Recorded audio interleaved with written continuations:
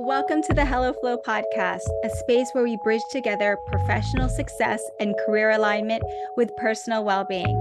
I'm your host, Kaycee. Join me in conversations around driving your career while also being mindful of your overall well-being. At a time when many people are awakening to their soul's purpose and navigating that messy but magical middle, I offer this space for personal and professional growth and alignment, and a place to ground and support you in your daily grind. After tuning into this podcast, I hope you receive the empowering counsel and actionable tools to usher in more ease and flow in your life, and equip you as you discover, develop, and evolve your Dharma. Now on to the episode. This week, I have a very special guest, a longtime friend I first met when we were both residing in New York City. His name is Mark Malacapay, and he is a licensed clinical social worker based out of the Bay Area, California. Prior to being in the mental health field, Mark was a music industry executive working at big-name labels such as Jive Records, Sony BMG, and Warner Music Group. Why I invited Mark to be one of the first guests of the Hello Flow pod was because we serendipitously reconnected after I left my previous corporate job following chronic burnout, and he shared his career story with me right when I was exploring what I wanted to step into next professionally. I found his story to not only be quite uplifting and inspiring, but authentic and true to him and what he stands for, and was so happy to hear he pursued a career that was calling to him, even though he was in a traditional career that on the outside sounded prestigious or a career path a lot of people would have wanted to be in. I'm excited for you to hear this conversation, so let's get on to the episode. Thanks for having me. I'm excited to be here.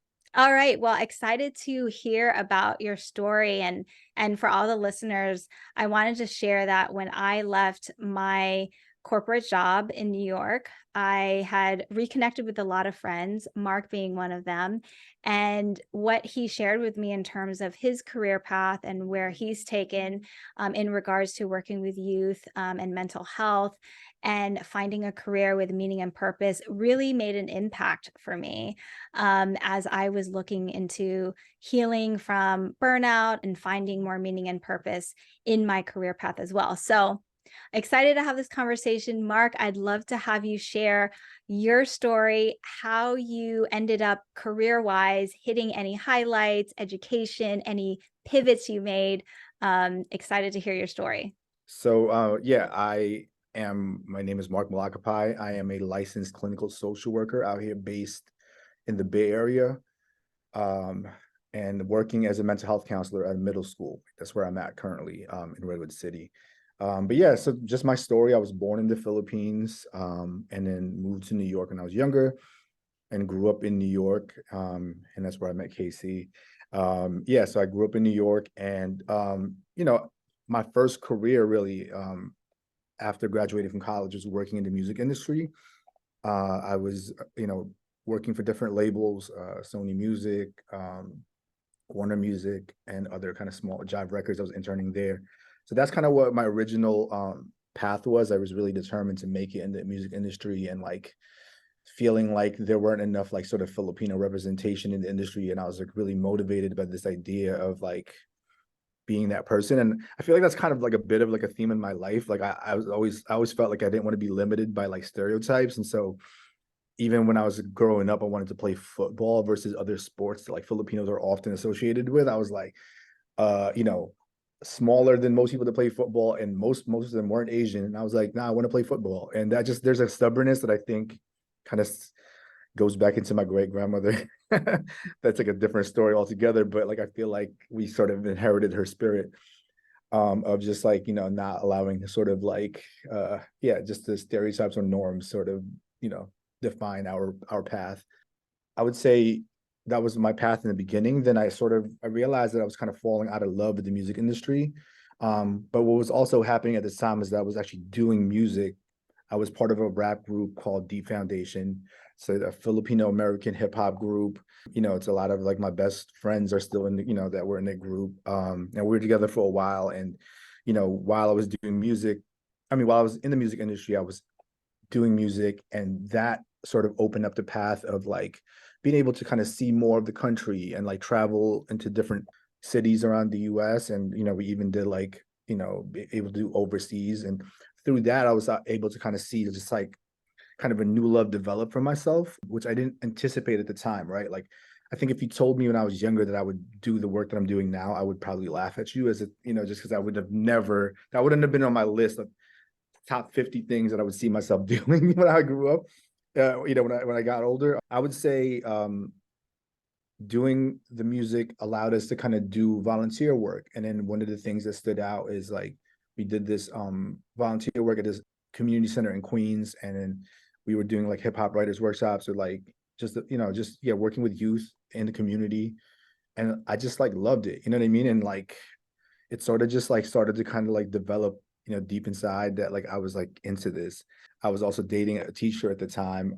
Shout out to Lisa, we it's love, and she would always come to me. She was a teacher at the time, and she would always tell me like I would have this great instinct in terms of like thinking about how youth, like working with youth. She would ask me questions about, oh, I'm having difficulty with this type of personality. Like, what do you think I could, do? And then I would just sort of give her my take as like a former class clown growing up.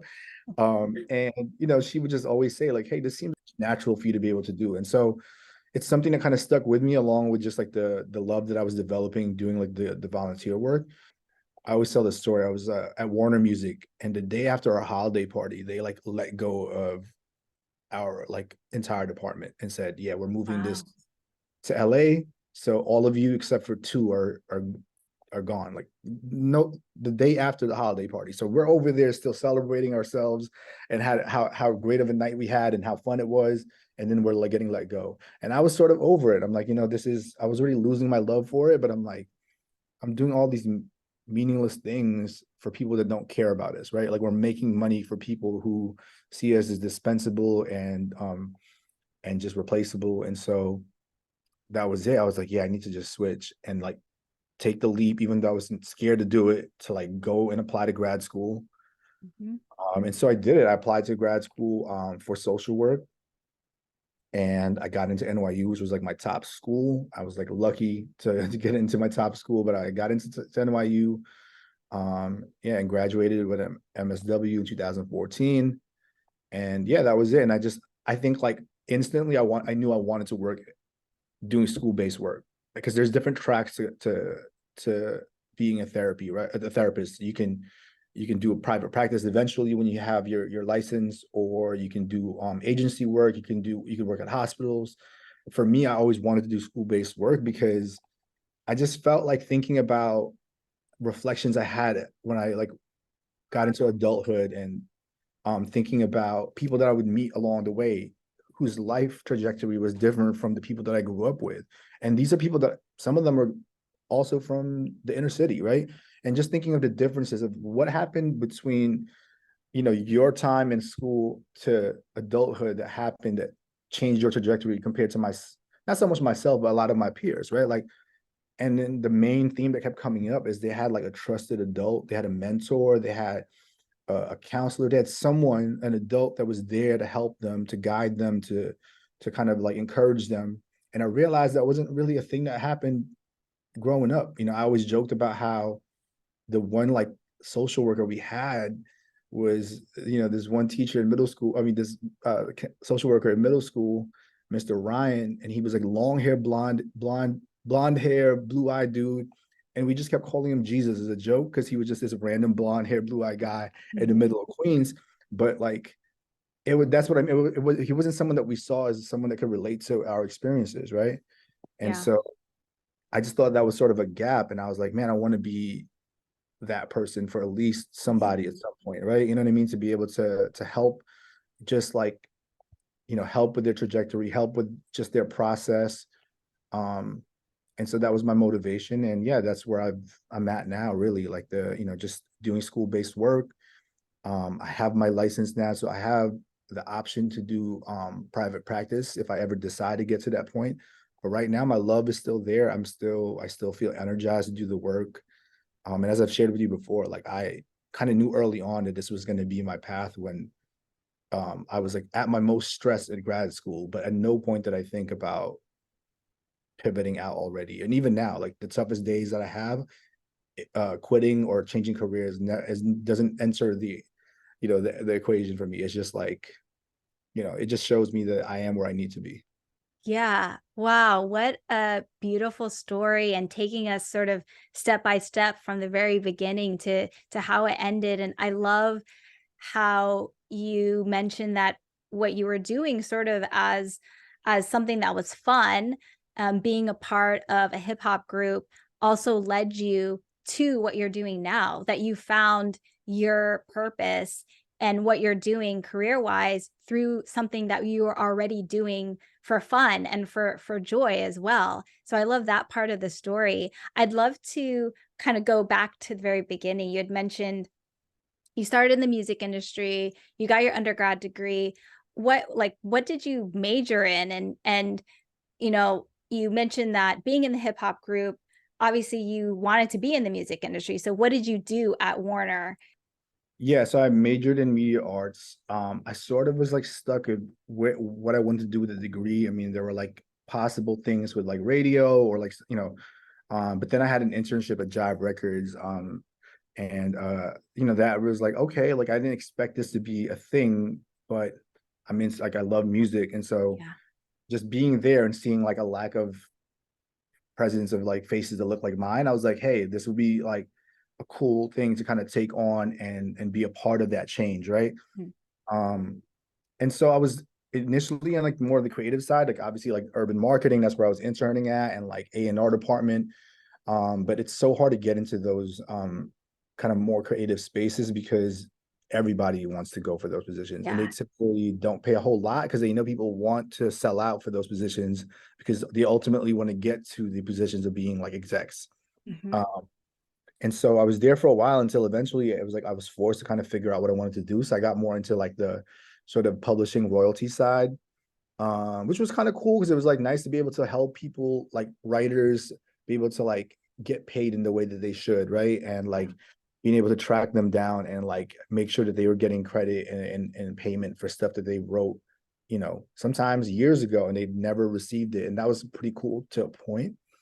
But then eventually, yeah, it just sort of felt stale and just felt like it was just like I was sort of just like I feel like my soul was just dying in that moment. Like I would be in my cubicle, physically I was in the most healthiest point because you're just sort of just there. It just felt like you're just stagnating, you know what I mean? And like yeah, and so that was kind of where I was at, and eventually where, I started to really reconsider what I wanted to do with my life. Yeah, I love that realization and insight you had in, that early in your career as well, because I think we had talked about this as well.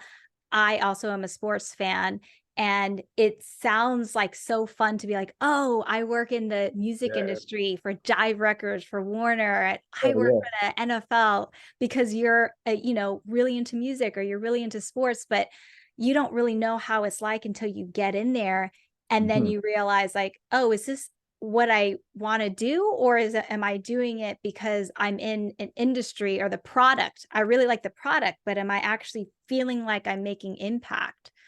Yeah, So, that's a great point. And yeah, for sure. I think there's the whole excitement and almost prestige of it, right? And we're mhm, human. We are impacted by how others feel about us, right? mhm. So it's like Yeah, the we get ego. excited too to be like the ego part of it, to be like, yeah, I work in this music industry. I get to go to these exclusive events. You know what I mean? Yeah. That's kind of cool. But yeah, eventually I'm like, but okay, but what else? Right? Yeah. And it's almost like, because I talk about Dharma a lot in terms of the journey and how you can go down a certain path, but sometimes things happen to you that are unexpected, like getting laid off. For me, it was getting massively burnt out, which will push you away from a situation or environment that you're not really meant to be. And it forces you to rethink, okay, I'm now in this situation. What do I really want to do? So it's really interesting to hear how that came about for you. But it was also cool.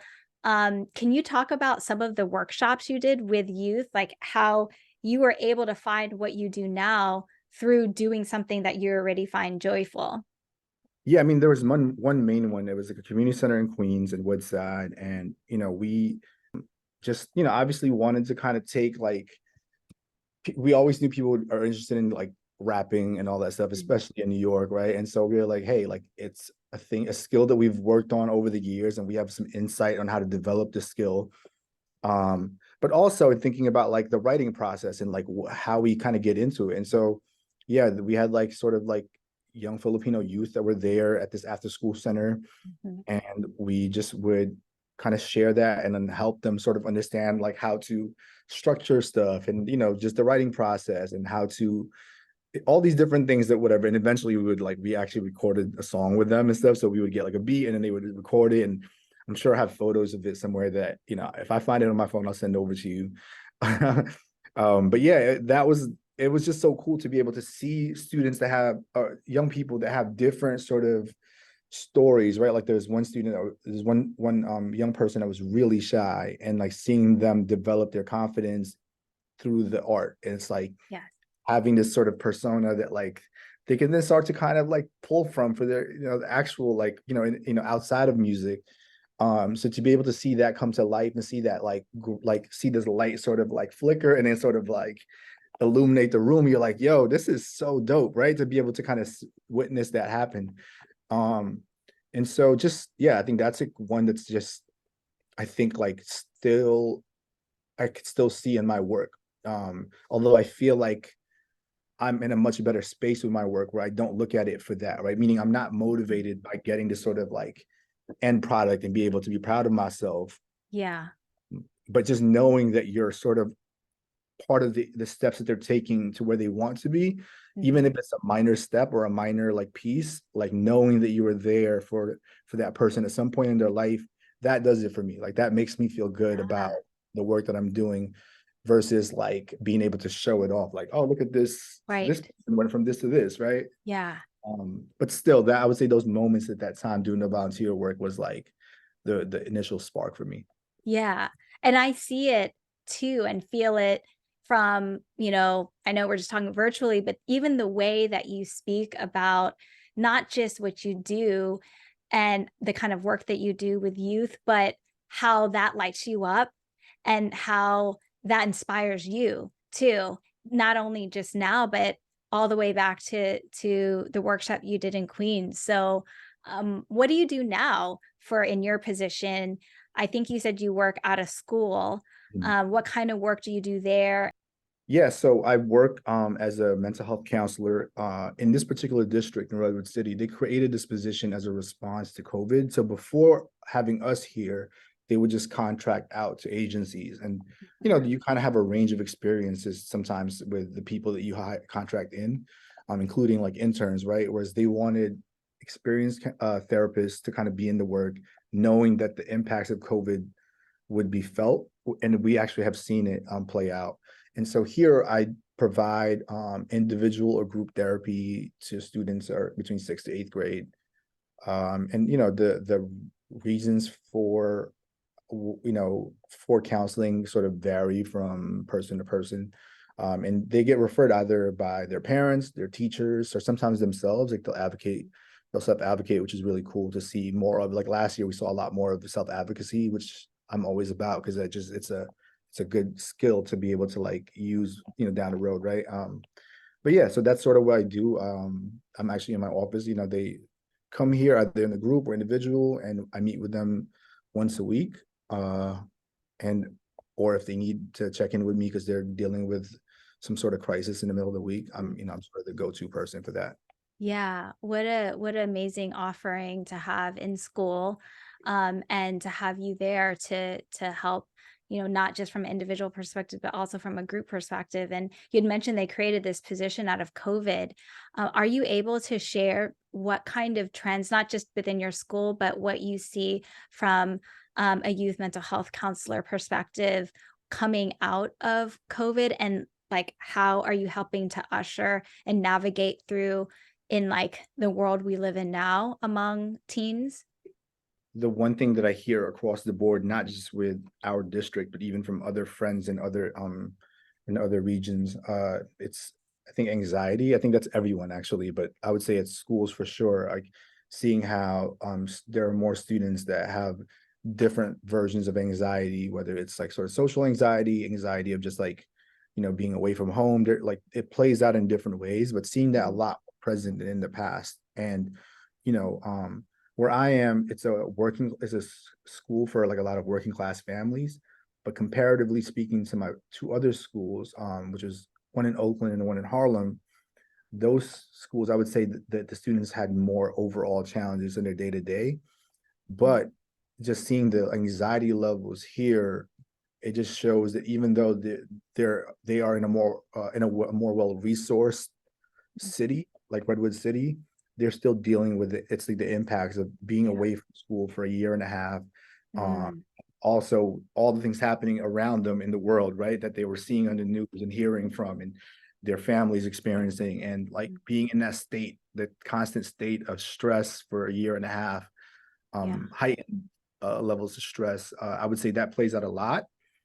And then Mhm. the other thing that comes up is like a lot of sort of body image, self-image issues, because it's almost like they were away from everyone, and it's like they didn't have to think about these things that are natural to be in this stage of their lives, right? Like Yeah. typically this is the most awkward stage for anyone's life, is Mhm. like middle school, because you're sort of in between still being young to like going into your high school, your teenage years, and your body's starting to change. Normally this is going to be awkward for anybody, but because they were away at the start of it or in the middle of it, they come out and they're just like, again, everything is heightened. And so you Yeah. have students that are a lot more just overly conscious and comparing themselves to others. I would say more than in previous years that I've worked prior to COVID. Wow, yeah, that's really interesting. And we've heard or I've read and heard about the impact of COVID, and especially how it is on kids and being away from school. So thank you for sharing that.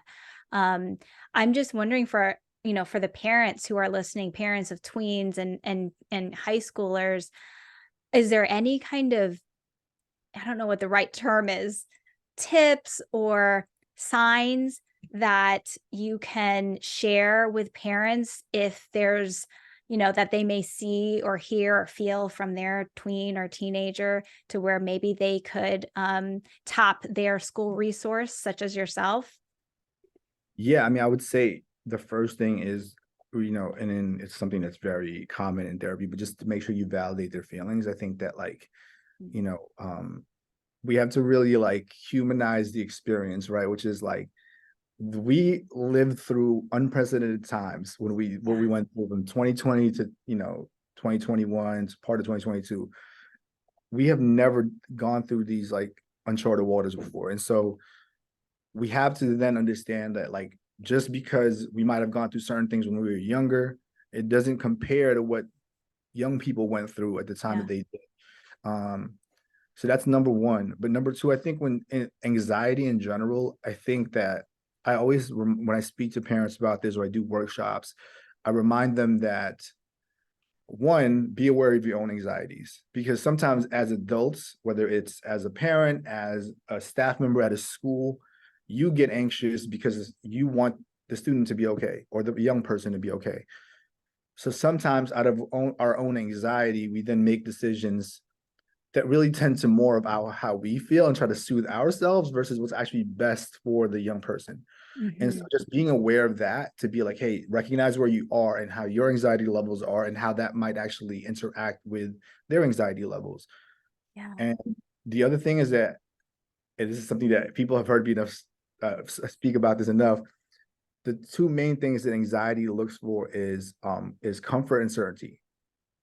And so an anxious person will want those things, but sometimes we can't give them that. And Mm. that's most of life. We are beyond, things are beyond our control. And so it's actually more important to help your child learn to lean into discomforts and learn to manage themselves in things that aren't 100% what they want it to be. It doesn't mean that you're invalidating their concerns, but taking away things from them just to help them feel better temporarily actually doesn't help them and makes it worse down the road. So allowing them to stay at home instead of going to school might work for that one day, but it doesn't help them long term. And if anything, it makes the problem a little bit more difficult to take on because now they have an option in their minds to utilize, which is just avoidance, right? And Yeah. so I always say, like, it's like learning to then work with them to work through discomfort. Because Mhm. again, as I always say, like a lot of life is going to be us feeling not our most comfortable. And so the better we are to navigate those circumstances, the better we are to realize like, just the idea of controlling things that we can control. And that's a big part of taking on anxiety in general. Yeah. Wow. Thanks for offering that. I know that there's a lot of parents, our friends who are parents that can really take a lot from what you offered. And this might be like um, a total like maybe I was just completely not in the know when I was in high school. But is your position in every single high school, or is it just like high schools that have the budget? It's somewhat new within the past, like 10, 15, 20 years. It's like, Okay. I think mental health in general in society is being talked about more often and been recognized as a serious need Mhm. everywhere, but definitely in schools, because you're right. Like I said, like it was very limited growing up. It was only kind of more for students that maybe had IEPs and like, so it was only for specific students, you know what I Yeah. mean? And I would say like it, we would often, I think about all the students that I went to school with and thinking about how they were like dismissed as just troublemakers or bad kids. And it's like, you know, Mhm. it's like it's just they were having some sort of mental health challenge that we just Yeah, didn't address, or their learning styles were different, and right. we just didn't, the old model of teaching just didn't apply to how they work, and Mm. all those things. And so I think it's becoming more of a trend, thankfully, that more and more. I mean, again, this district didn't have actual in-house counselors until 2021. Until then, Sure. they were just hiring sort of interns and like first year counselors just to have. But I think it's becoming more of a need that I think schools recognize. Yeah, that's great to see and great to hear your personal story to know that this is a resource for kids at school and for parents to know that it's a resource as well. I'm just curious because you are spending your day to day meeting with students and teenagers. What do you do for your own well being and to kind of keep yourself grounded?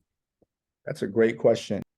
I've worked on being able to recognize when there are like signs that like, because I'm guilty of this still. As much as I'd love to say I've had it figured out, I have moments where I'm just like autopilot with like the work that I do. I'm just like getting stuff done.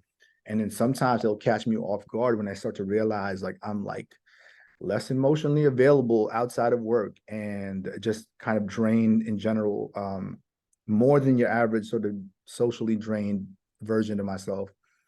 That it's signs of like sort of vicarious trauma and like sort of like just taking on a lot of things that I hear from the students that I work with.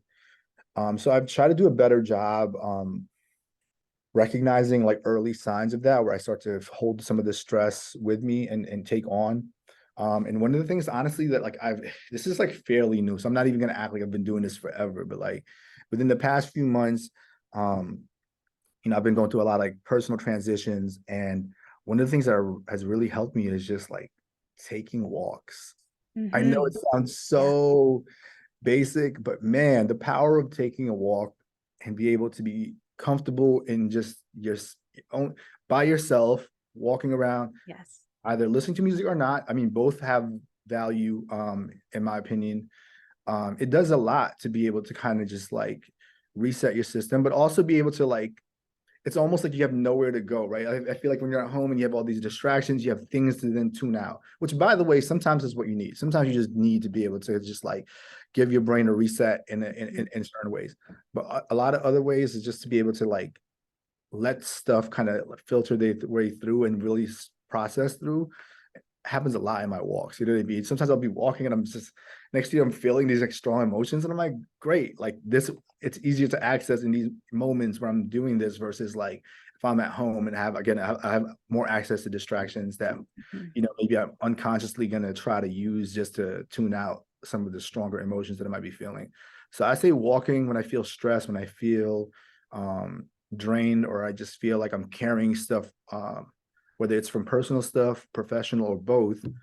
That's been like a big thing that I go to. And like, yeah, after dinner walks is like my thing. Yeah.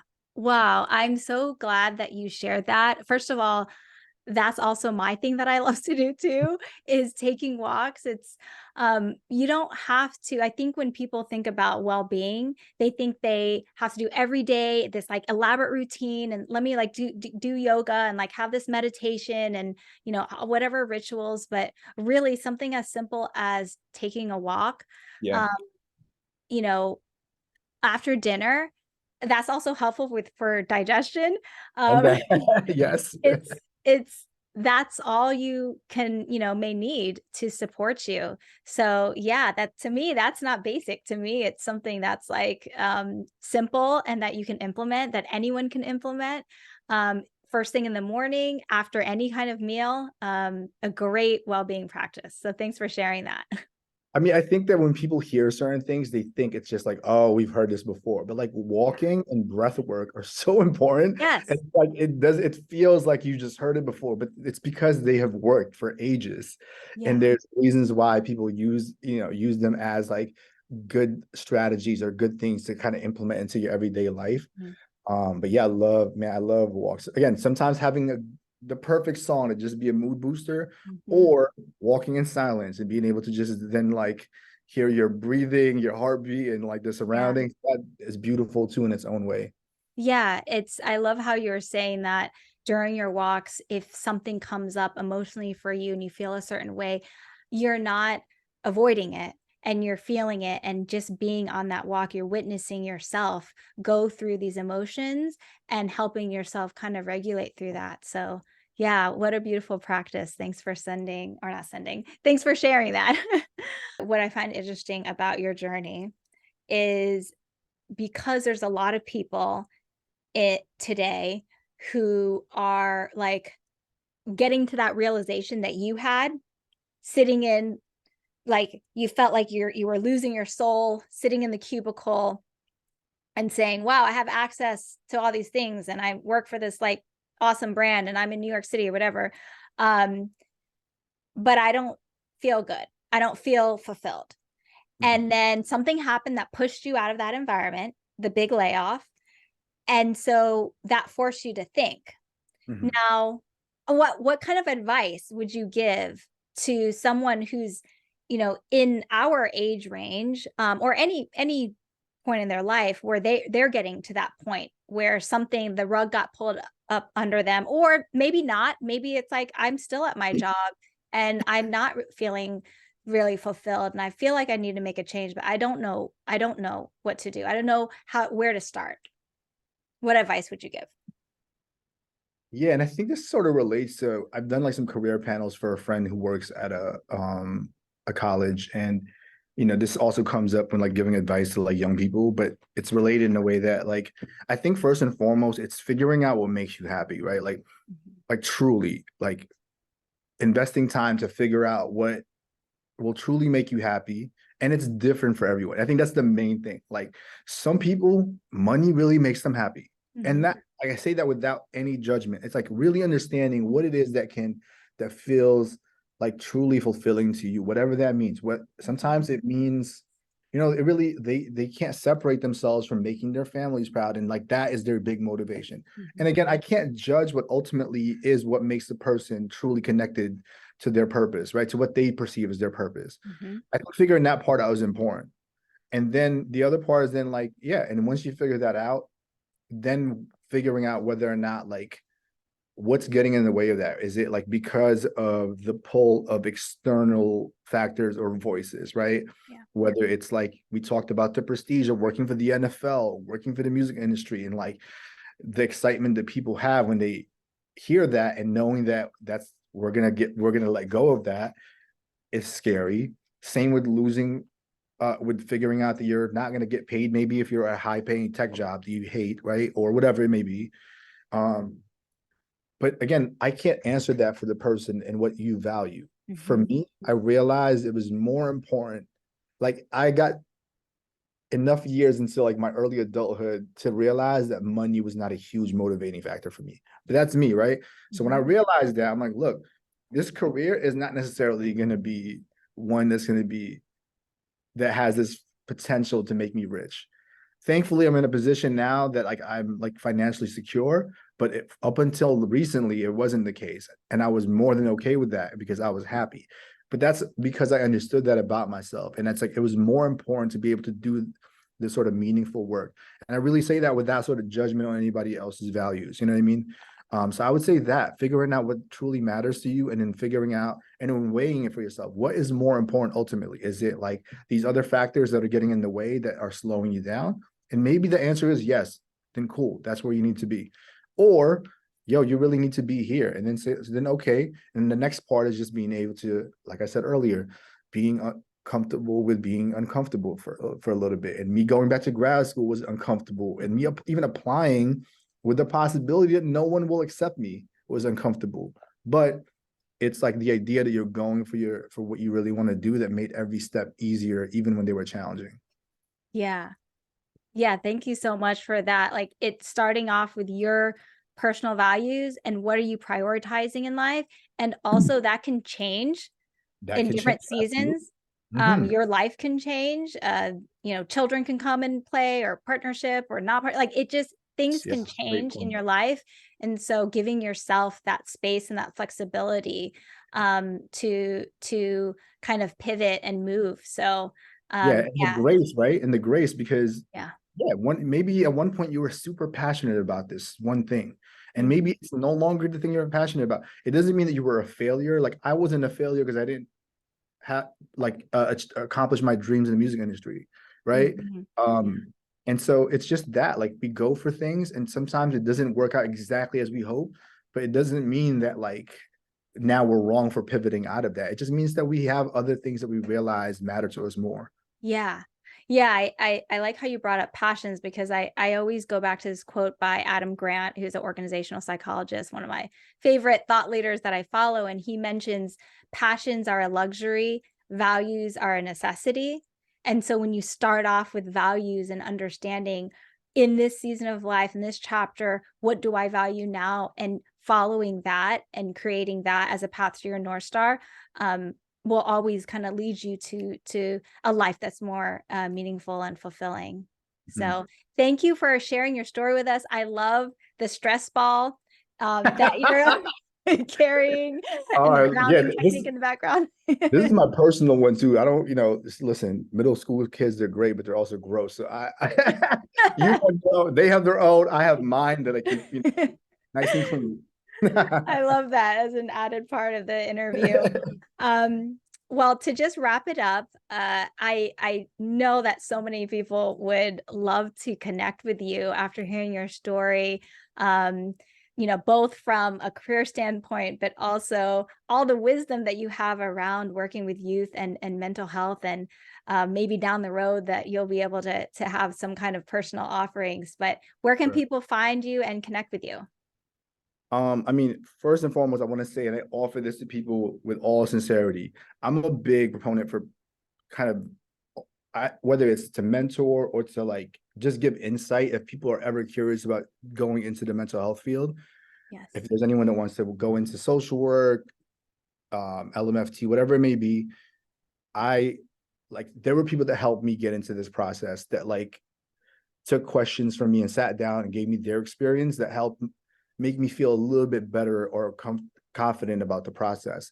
So if there's anyone here that's curious that like wants to kind of like speak to someone that's working in the field now, I offer that once I offer my contacts to reach out, because that's not a problem at all. I make this offering whenever I do career, but same thing. Like I'm all about this, like paying it forward and all that stuff. Honestly, I'm give you my email. It'll be here. Yo, Perfect. shout out to the editor. Yes. We'll put it on YouTube, but also link it in the show notes. Yeah. It's just my first dot, my last name at Gmail. You know what I mean? Mark.malacapay at Gmail. Hit me up. And it will never be annoying. I'm here to be a resource to anyone. If you have questions about that, questions about mental health related questions, whatever, I'm here. You know what I mean? I'm all about community and like serving the community. And yeah, if you want to see the other side of me at Ill Poet IG, I don't Yes. know. I might go Link that private again, IG. so I might receive back to the private setting. But yeah, feel free to just send your requests. See my travel vlogs. You know what I mean? From Japan. You know what I mean? So on and so forth. Amazing. Thanks so much, Mark, for your time. What a fun conversation with an old friend who is living and expressing his Dharma in so many ways, including through finding purposeful and fulfilling work as a licensed clinical social worker and mental health counselor for youth in his community. There are so many parts of his story that reflect what one goes through when pursuing and now embodying their Dharma. When we go down our windy dharmic path that comes with lots of twists and turns, we will experience those parts of life that shakes our foundation, that are unexpected. And through those times, we are forced to face ourselves and ask, who am I really? What do I want? And what do I value in this season of life? And how am I living those values and how am I not? And from there, we make a conscious choice. I will leave you with a quote from best-selling author Young Pueblo. What's meant for you will sometimes feel scary, risky, and new. Ease and calm don't always mean you're moving in the right direction. The biggest rewards usually come from having the guts and perseverance to create your own path. Thank you so much for tuning into this week's episode. If there's anything that resonated with you, please share it on Instagram and tag me at KayceeCan_ and at HelloFlow Collective. I would love to hear from you. As always, if you enjoy listening to what we discuss on the podcast, please share the show with friends who may also resonate. And don't forget to also subscribe, rate, and review. See you next time on the HelloFlow podcast.